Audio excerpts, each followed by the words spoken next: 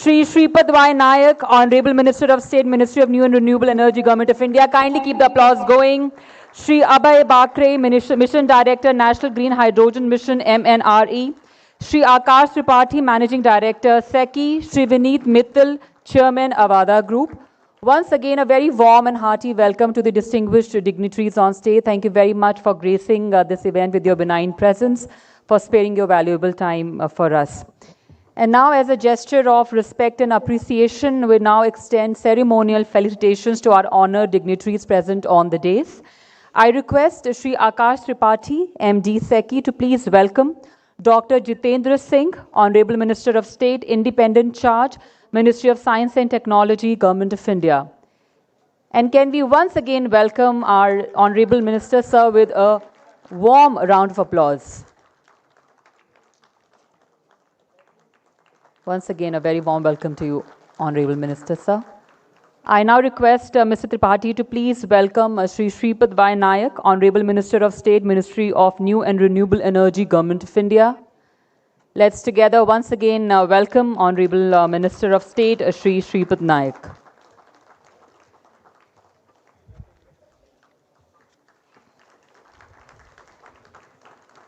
I now request Shri Abhay Bakre to please welcome Shri Akash Tripathi, Managing Director, SECI, with the planter.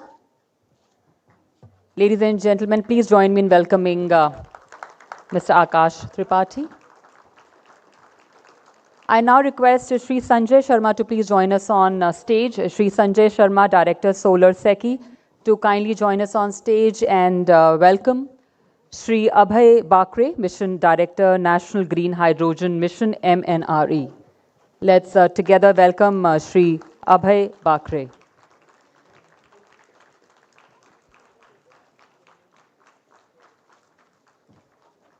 I once again request Shri Sharma to please welcome Shri Vineet Mittal, Chairman, Avada Group, with a planter. Ladies and gentlemen, please join me in welcoming Shri Vineet Mittal, Chairman, Avada Group. Thank you, Shri Sanjay, for doing the honors. Good morning once again, ladies and gentlemen. A very warm welcome to Day 2 of the International Conference on Green Hydrogen 2025.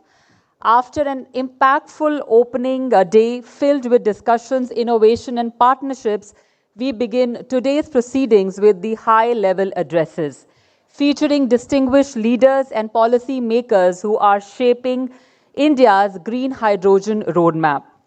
May I first invite on the dais Shri Abhay Bakre, Mission Director, National Green Hydrogen Mission, MNRE, to share his address. Can you please welcome him on the dais?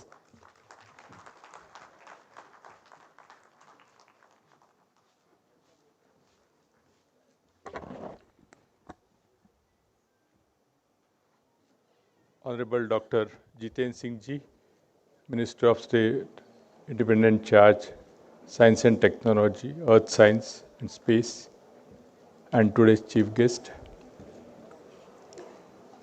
Honorable Shri Shripad Nayak Ji, Ministry of State, Power and NRE, Shri Akash Tripathi Ji, Managing Director, Solar Energy Corporation of India,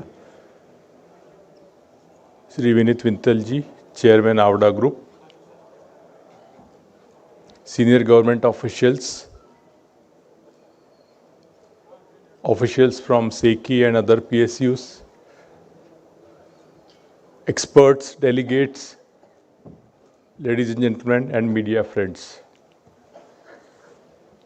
It's indeed a privilege that we have Honorable Dr. Jitendra Singh Ji and Shri Shripad Nayak Ji today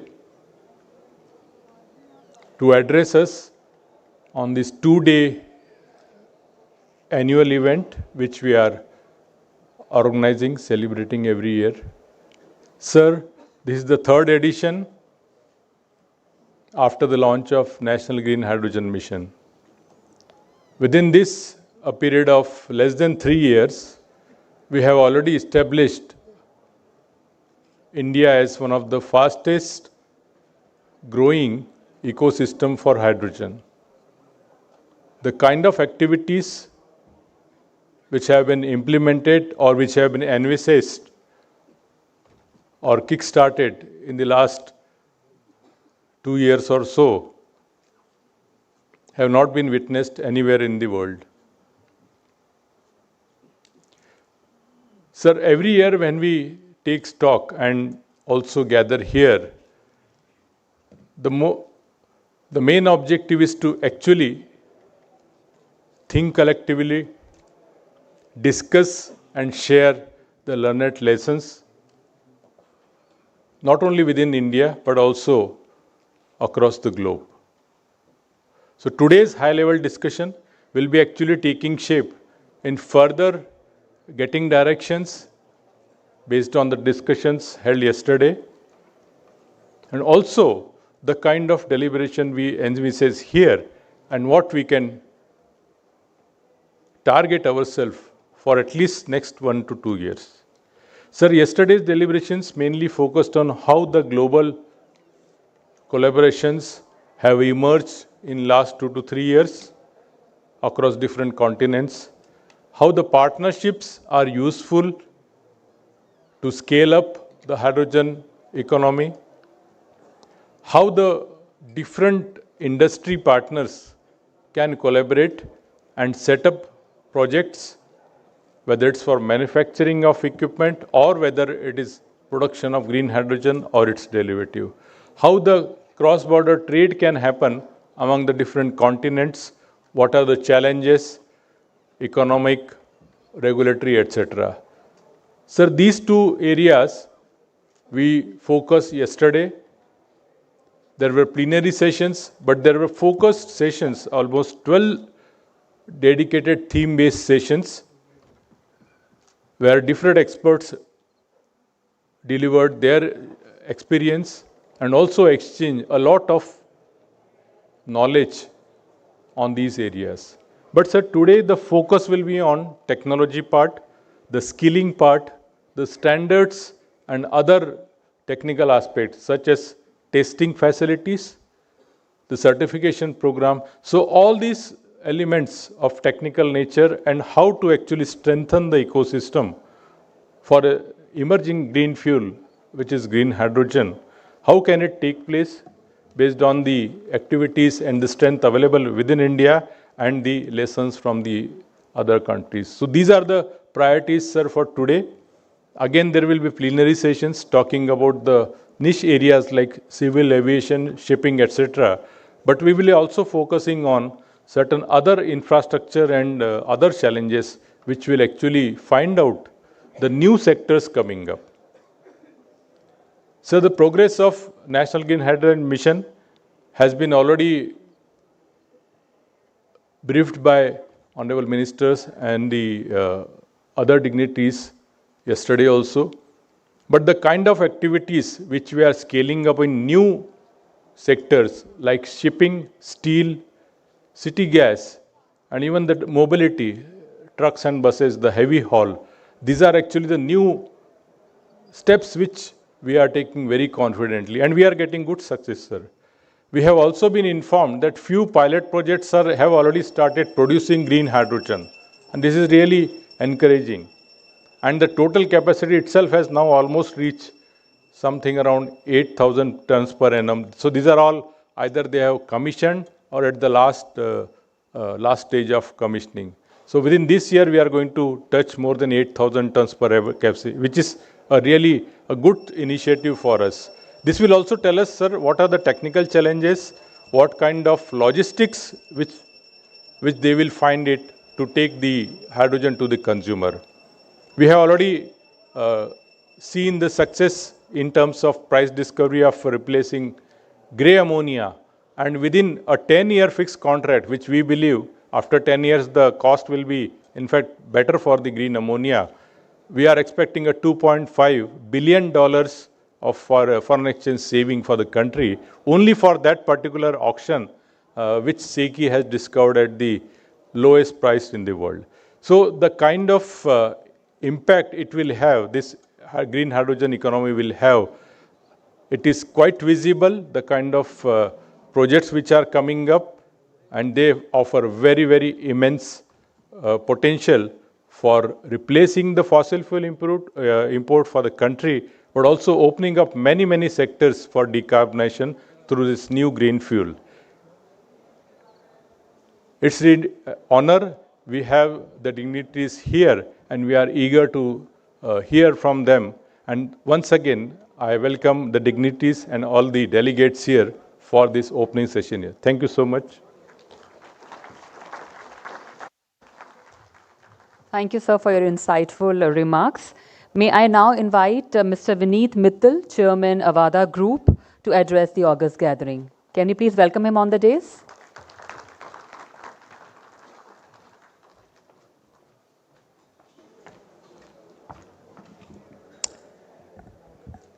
Namaskar. Good morning, friends, distinguished ministers, sirs, excellencies, industry leader, and global partner. It's a privilege to be among those who are already a convert, who are not only witnessing the energy transition, but actively shaping the energy transition story of India and Mother Earth. The conference brings together some of the brightest minds we have with boldest ambition to transition all the hard-to-abate sector. It is a privilege to join you at this platform, which reflects the collective conviction that future of energy must be clean, secure, and equitable. And India's renewable energy journey over the past decade has been transformative, and it has proven that fact. And thank you, SECI, for actually converting the vision into reality, because what they have shown to the world, that with transparency and well-planned project and bringing all the stakeholders together, the innovation and marketability of green fuels is no more questionable. And India has set up a global benchmark. Earlier, when I used to speak at a similar conference, we would talk about the German Hindco tender. And now when we go globally, we talk about our own SECI, that what SECI has done is an outstanding contribution, not just to India's transition story, but a role model for rest of the world. I think our ambition, like our energy transition goals, are quite audacious. We have started in a smaller way with 7.5 lakh tons per year, but if we just do import substitution, so like Bakre Saab was saying, that 2.5 billion is already will be saved in import substitution. That quantum could be very, very large. And what India is doing in bits and pieces can actually become the global role model. If you look at Indian Institute of Science, what they have done is they have designed combustible engine which are now running on green methanol. And they have provided that combustible engine to Ashok Leyland, and now they make trucks and buses running on the methanol. And if government comes out with a policy that our heavy transport sector has to be moved on methanol, it would not only create a larger green economy, but if you look at our energy is not even less than 20% of the total energy consumed in the India is in the form of electricity. 80% plus energy is coming still in the form of fossil fuel. So the opportunity is tremendous from two aspects. One is the aspect of Atmanirbharta, that whatever we are consuming in terms of the fuel, we can generate it locally. And the second aspect is, if you look at the last year import bill, the largest import bill for our country still is green fuel. We spend around 240 billion US dollar in importing oil and gas and coal. So that can be substituted, would be a true game changer. We are looking at our 100-year function at 2047 to become truly Atmanirbhar and truly Viksit, which is what we should be, but without changing the fuel mix in Indian economy, it would be the most challenging goal. And I think now the technology is there. Indian entrepreneurs, scientists, our government has already proven at a scale that a green fuel could be competitive. I think we all collectively have to build the model where hard to abate sector and industry can start using it more aggressively. And probably at some point of time, government will have to support this industry more with mandates. Without solar and wind mandates, we would not have 50% of our electrons being green. Similar mandates at some point of time is needed in the transport sector and probably in the shipping arena, oil refinery and other hard to abate sector.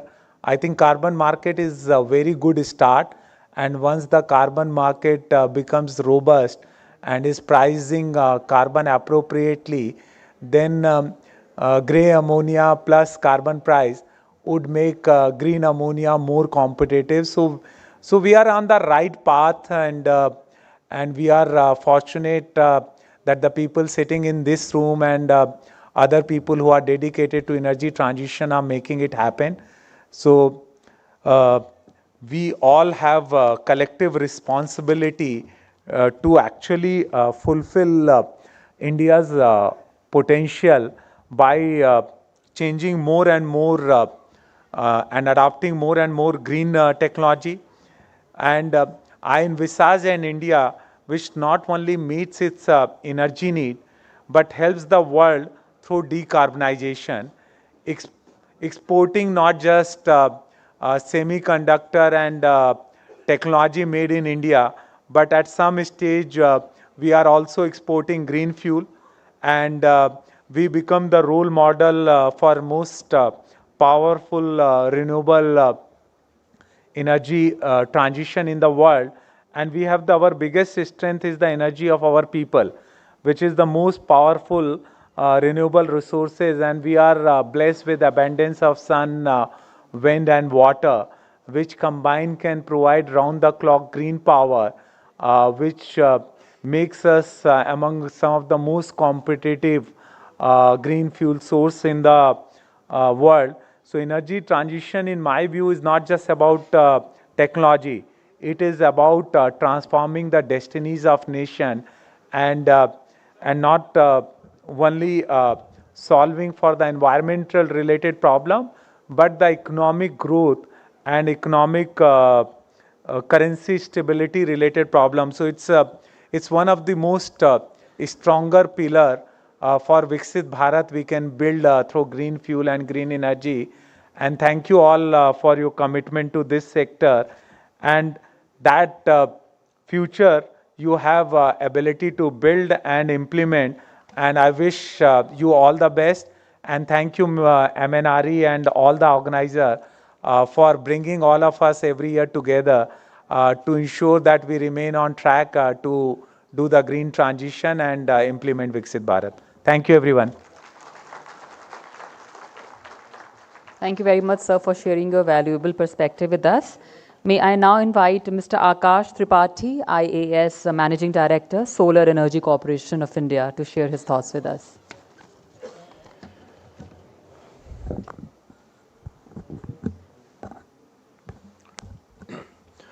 Honorable Dr. Jiten Singh, Minister of State, Independent Charge, Ministry of Science and Technology, Ministry of Personnel, Public Grievances and Pensions. Honorable Shri Shripad Naik Sir, Minister of State, Ministry of New and Renewables, Ministry of Power. Mission Director, National Green Hydrogen Mission, Shri Abhay Bakre. Chairman Awada, Shri Vineet Mittal. Distinguished leaders from government, industry, research institution and international organizations, ladies and gentlemen. A very good morning to you all. It is my privilege to address this gathering as we continue to deliberate in this third edition of International Green Hydrogen Conference. The discussion held yesterday provided a clear signal. India's transition to a green hydrogen economy is no longer viewed in isolation, but as an integrated transformation spanning technology, regulations, infrastructure, finance, skill building, and global collaboration. The inaugural session yesterday, led by Ministry of New and Renewable, reminded us that green hydrogen is central to three national objectives: cleaner energy, industrial competitiveness, and global leadership in emerging value chains. The plenary yesterday on advancing India's green hydrogen ecosystem highlighted the importance of bankable market design, creditable offtake, and sector-linked demand creation, as we have seen in green ammonia tender of SECI. The India-Europe Hydrogen Partnership Dialogue reinforced the importance of interoperable standards, certification credibility, and co-developed trade infrastructure, indicating that the growth of Indian green hydrogen will be tied to global alignment. The breakout sessions moved us from concept to operational details: hydrogen valleys, biomass routes, mobility pilots, green steel pathways, port-led bunkering corridors, certification frameworks, market design for trading, and domestic manufacturing scale-up. Together, these conversations established a unified message: India is building a hydrogen ecosystem that is integrated, scalable, and globally aligned. It is important to recognize that this transition is no longer theoretical. Significant progress has already been made under the mission, the Green Hydrogen Mission. Capacity awards under side programs, whether it is for electrolyzer or green hydrogen, price discovery in green ammonia, which is lowest in the world, and establishment of multi-gigawatt electrolyzer manufacturing capability reflects that early building blocks of scale are now in place. What is emerging is a market designed for bankability, clear bidding infrastructure, robust payment security, and contract models that enable long-term capital to participate with confidence. The discussions also highlighted the importance of reliable, renewable power supply for electrolyzers, the need to accelerate standards, monitoring and certification systems to ensure global interoperability, and strategic value of industrial cluster-based demand creation across fertilizers, refining, and steel. These elements together form the foundation of hydrogen ecosystem that is practical, cost-aware, and globally aligned. As we move into day 2 with this session, I encourage all of you to maintain the spirit of open collaboration that defined yesterday's work. Today's discussion will take us deeper into integration of production with industrial clusters, skill development for hydrogen operations and safety, investment in structures and blended finance, and the pathways for demonstration to industrial adoption at volume. These are not simply procedural matters. They are the architecture of market stability and competitiveness. I extend my best wishes to all speakers and the participants. May today's deliberations continue to deepen our shared understanding, strengthen our partnerships, and transform ambition into coordinated, confident action. India has done this before. We transformed solar markets through clarity, scale, and institutional maturity. We built one of the world's largest renewable energy capacities. We now stand ready to help shape the cost, design, and trade patterns of global green hydrogen and ammonia markets. ICGH 2025 is not just a conference, it is a platform for alignment of policy and industry, alignment of research and deployment, alignment of national ambition with international collaboration. I am confident that the work we advance here will guide India towards achieving 5 million metric tons of green hydrogen by year 2030, not as an aspiration, but as a firm industrial milestone. Thank you. Jai Hind. Thank you, sir, for your enriching and inspiring address. It is now my honor to invite on the dais Honorable Minister of State, Ministry of New and Renewable Energy, Government of India, Shri Sripath Nayak ji, to address the gathering. Can we extend a very warm welcome to him on the dais?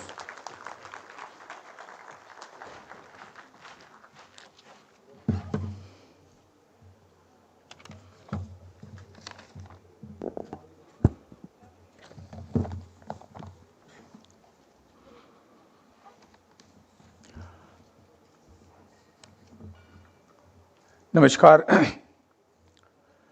Honorable Union Minister of State, Independent Charge, Ministry of Science and Technology and Earth Sciences, MOS in PMO, the Ministry of Personal, Public Grievances and Pensions, and the Department of Atomic Energy and the Department of Space, Honorable Dr. Jiten Singh Ji, Managing Director SECI, Sri Akash Tripathi Ji, Chairman Avada Group, Sri Vinit Mittal Ji, Mission Director for National Green Hydrogen Mission, Sri Abhay Bakre Ji, distinguished guests, excellencies, colleagues from government and industry, esteemed members of the international community, researcher, innovator, friends from media, all the esteemed dignitaries, ladies and gentlemen, good morning and namaskar to all of you. It is indeed a great honor and pleasure to address this distinguished gathering on the occasion of Third International Conference on Green Hydrogen 2025.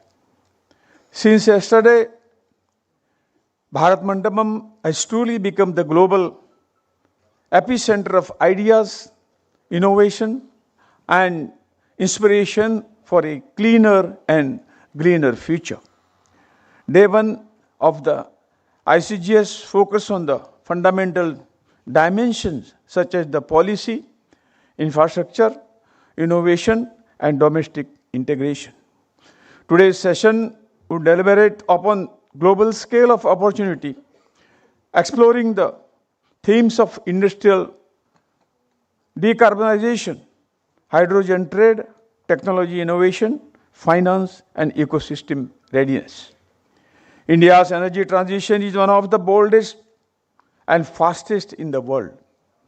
Guided by our visionary leadership of our Prime Minister, Sri Narendra Bhai Modi ji, and his Panchamrit commitment at COP26, India is moving steadily towards achieving the 500 gigawatt of non-fossil fuel capacity by 2030 and net zero emission by 2070. Today, our installed non-fossil fuel-based power generation capacity has almost touched 260 gigawatts, with solar and wind leading this revolution, supported by the hybrid, storage, and grid modernization initiatives.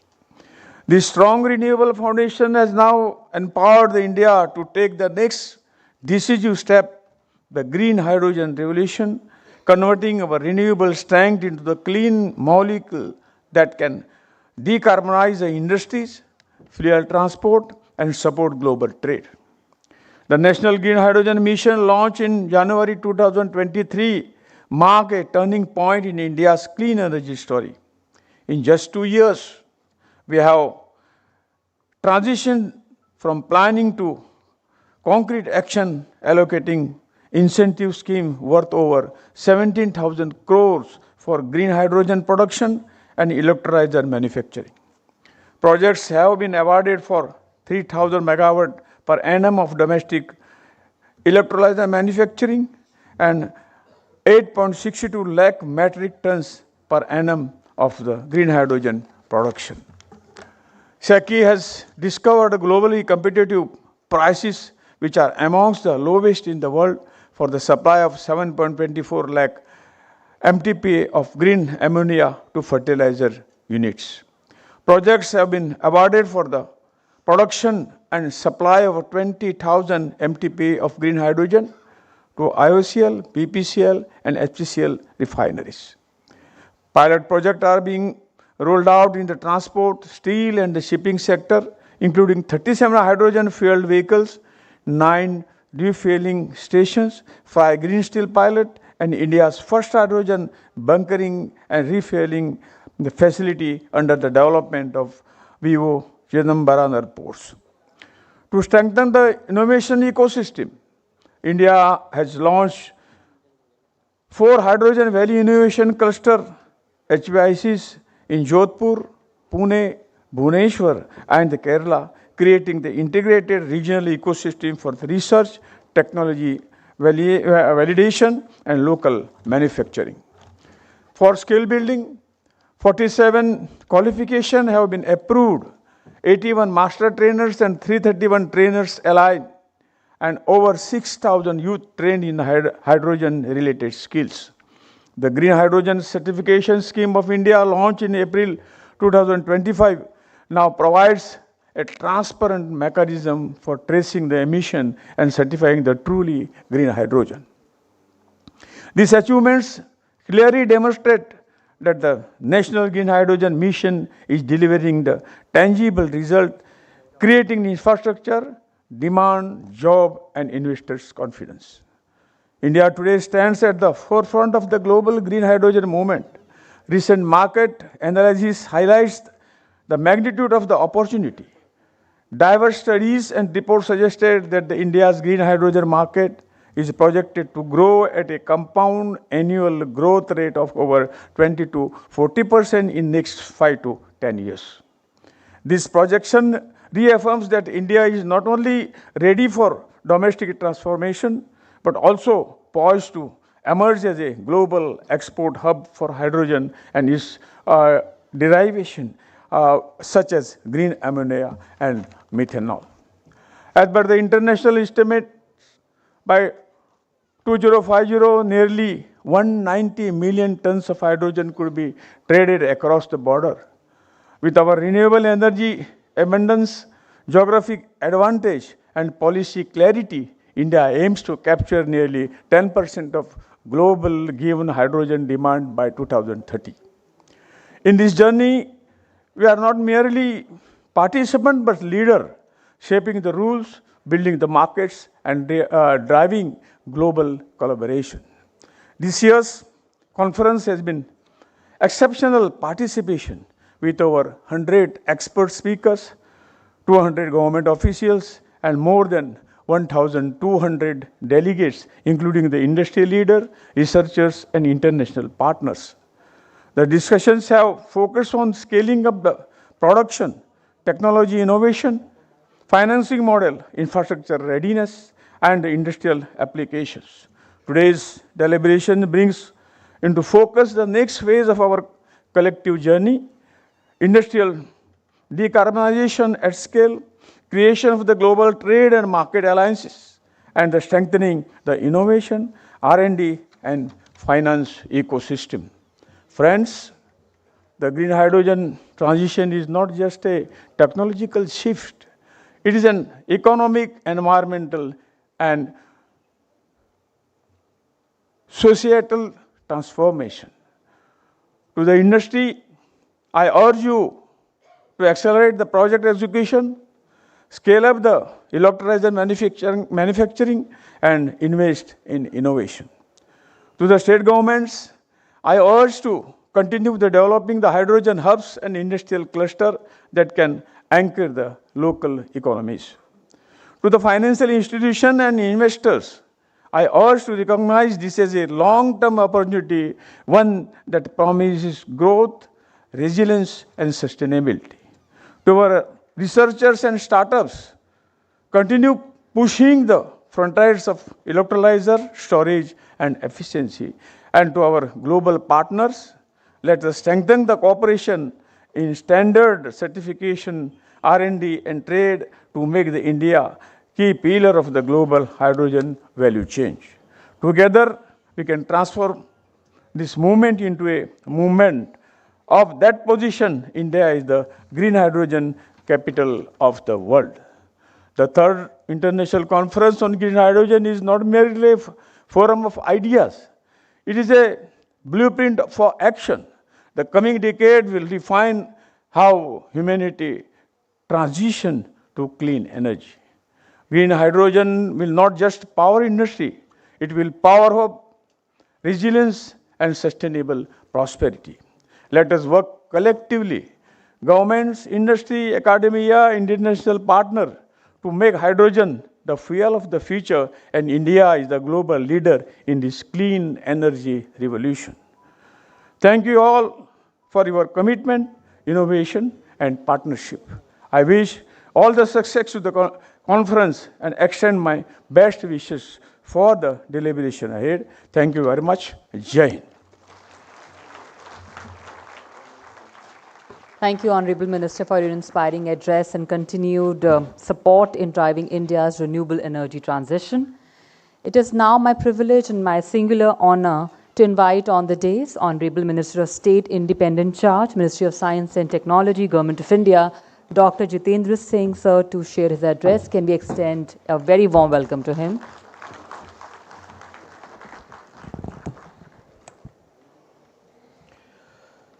Honorable Shri Sripad Naik ji, Minister for Renewable Energy, and our very revered senior colleague, Mr. Akash Tripathi, MD Seki, Mr. Vineet Mittal, Chairman BHARAT Group, and Mr. Abhay Bakre, Mission Director, National Green Hydrogen Mission, senior officers from the Government of India, industry representatives, stakeholders, ladies and gentlemen. At the outset, I have to compliment the organizers for having conducted this two-day event where we seek to bring under same roof all the stakeholders, ranging from the researchers, the scientists, the industry entrepreneurs, potential startups. And I think it's a rare occasion to formally learn from each other and also to informally connect with each other and find potential partners for our future growth. Some of the potential startups might be looking for handholders among the industry, and the industry might be looking for some of those on the other side who could add to their businesses. And therefore, and secondly, I also have to thank the organizers for making us a part of this. Though the ministry which is organizing this and which is the nodal ministry happens to be the Ministry of Renewable Energy, but I think this is one of the mission itself is one of the beautiful examples of what Prime Minister Modi often keeps reiterating, the whole of government concept. And some of the projects in the Department of Science and Technology, the Ministry of Science and Technology had preceded the birth of National Hydrogen Mission and then got merged as a part of it in the spirit of working out of silos in a more integrated fashion. And added to that, when you also have the stakeholders from the industry, I think it becomes an even better model of whole of government plus whole of nation, which actually is the appropriate global strategy if we have to move on and envisage the target of 2047. I think the mission itself and all of us who are sitting here are contributing to the task of nation's prestige, esteem and building in more ways than one. One, of course, as all of us have been talking about, clean energy. Yes, not only hydrogen, we are also seeking to contribute through nuclear energy. You would recall that very recently, a few months back, this budget also announced the opening up of the nuclear sector to private players, which means that this government is very forthcoming as far as the extensive public-private participation is concerned.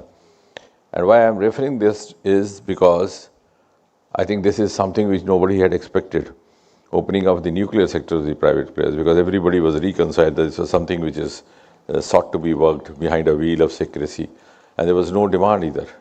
So once we have opened up, actually the other day I was telling some of the industry friends that maybe you were not prepared. The government was prepared. Now today if I say I'm going to open a nuclear plant, where do I find a private partner? But it's not to grudge them. I think in another 4 or 5 days they'll be in place, because maybe we didn't have that political direction in which we've started moving after 2014. And that realization that if we have to move on, we have to move on collectively. Similarly, the other sector of biotechnology. For the first time, I think we are among the very few countries in the world which have a dedicated, exclusive biotechnology policy called BioE3, which was also passed by the cabinet only a year or so back. Biotechnology for environment, for employment, for economy. And there too, we are in a big way experimenting with biofuels. You'll be glad to know that we have also tried to give it a societal component engagement by reusing the cooked oil. And then I suggested, because they were getting the cooked oil from the government kitchens, the government mess, etc., I suggested, no, we should get it from the housewives. And we are paying them ₹20 per kilogram. And the idea was that when one of the boys goes and collects it for 2-3 days, fourth day, the housewife will ask, ये कौन सा मूर्ख है जो मैंने नाली में फेंकना था तेल उसके 20 रुपया किलो दे गया. And that gives a lot of fairness, because unless you involve the society and make it a mass movement, and everybody realizes that they have a stake in clean energy, we would not be able to get the optimum results.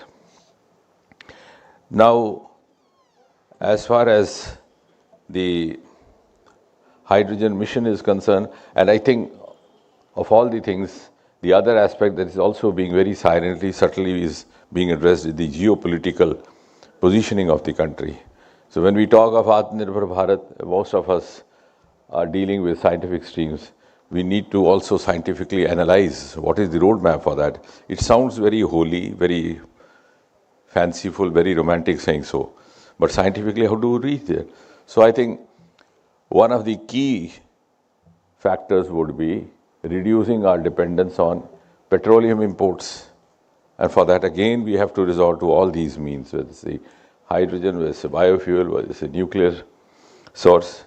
And more than us, or earlier than us, the countries which have been exporting their petroleum to us have begun to realize that.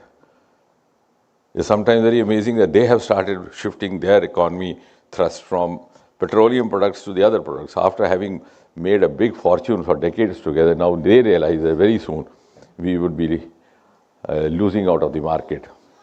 So I think it's high time. And another thing which is also being simultaneously addressed through this mission and similar missions is that now, under the present regime, India is no longer lagging behind others.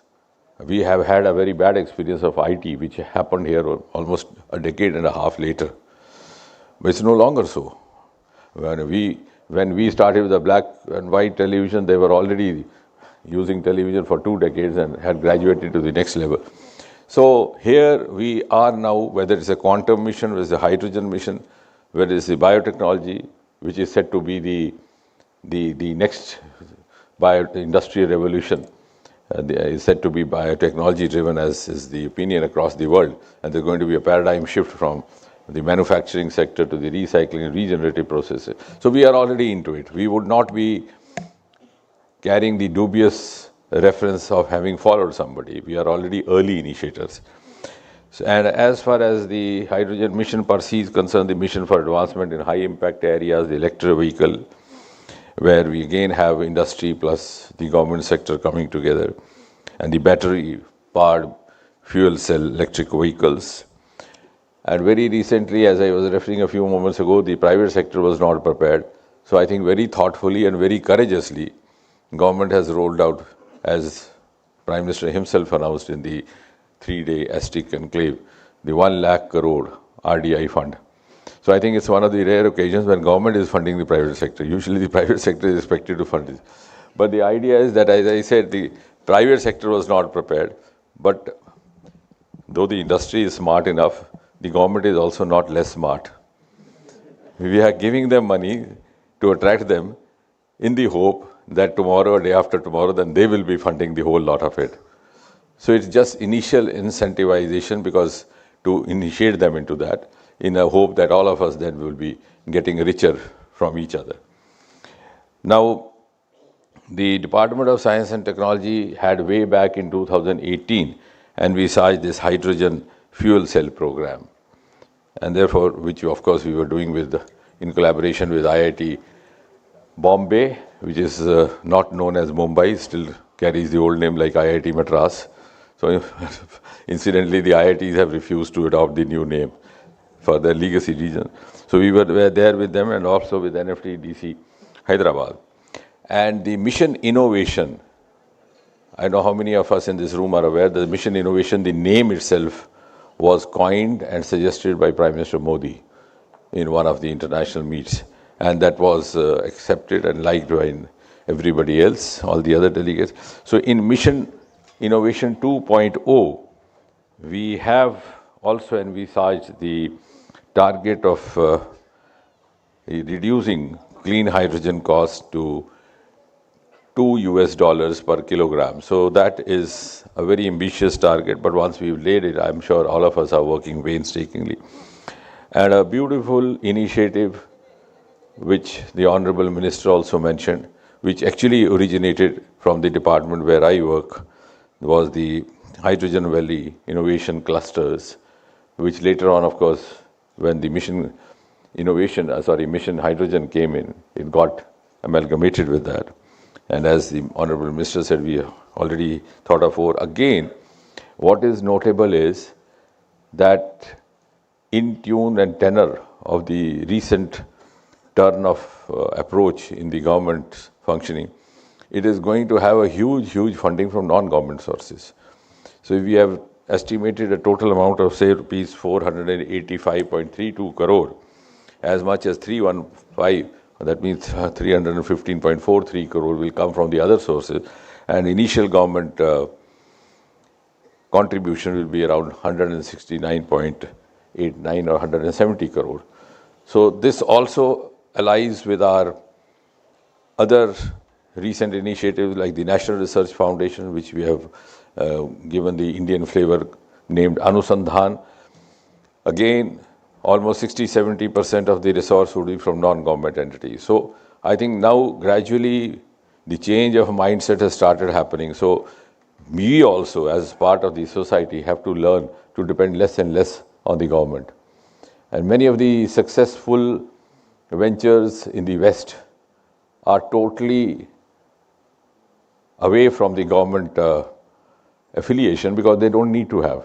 And a successful industrialist would not have time to waste walking in the corridors of the government secretariat, which is often the scene over here. So that is partly it began as a feudal mindset, partly then some unspoken interest. But there we don't have that. So I think change of mindset is something which would be required for the change of direction in which you started moving. So depending less and less on government and creating a sustainable, self-sustainable ecosystem is what is looked for. And that's why Prime Minister very thoughtfully announced this 1 lakh crore so that you learn to live on your own.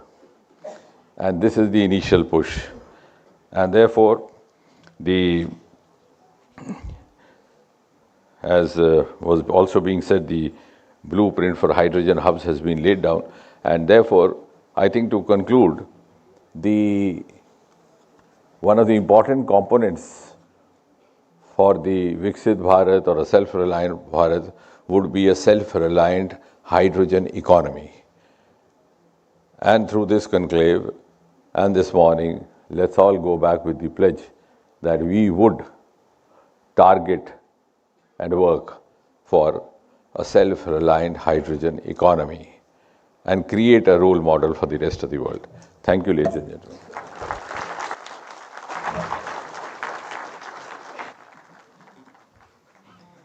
Thank you very much, Honorable Minister, for your remarkable address, continued support and encouragement. Ladies and gentlemen, with this we conclude the high-level addresses. A heartfelt thanks to our distinguished speakers for their insightful contributions. And we'll now be starting the third plenary. We request our dignitaries to kindly come together for a group photograph, and then we conclude the inaugural session.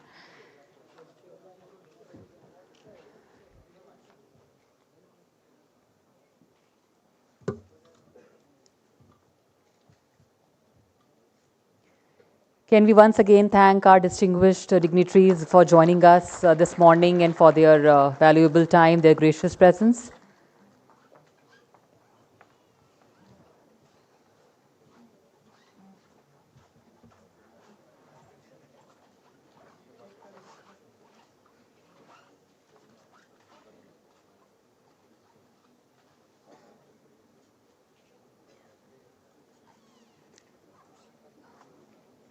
Ladies and gentlemen, we request you to please remain seated as we'll now begin the third plenary session.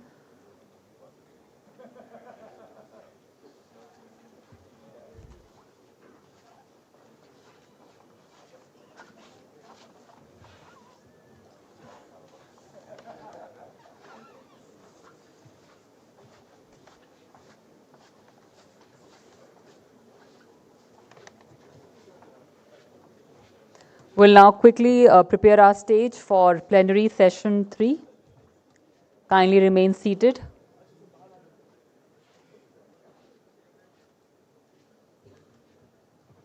Plenary session 3 focused on global trends in green hydrogen's role in industrial decarbonization.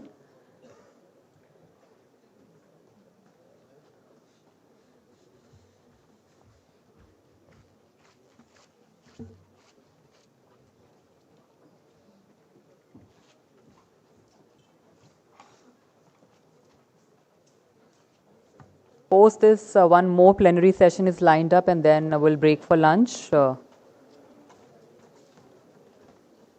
And like yesterday, post lunch, we have breakout sessions at one level down where the lunch is organized for the participants. And we would be requesting the dignitaries to move to the leaders' lounge during lunch.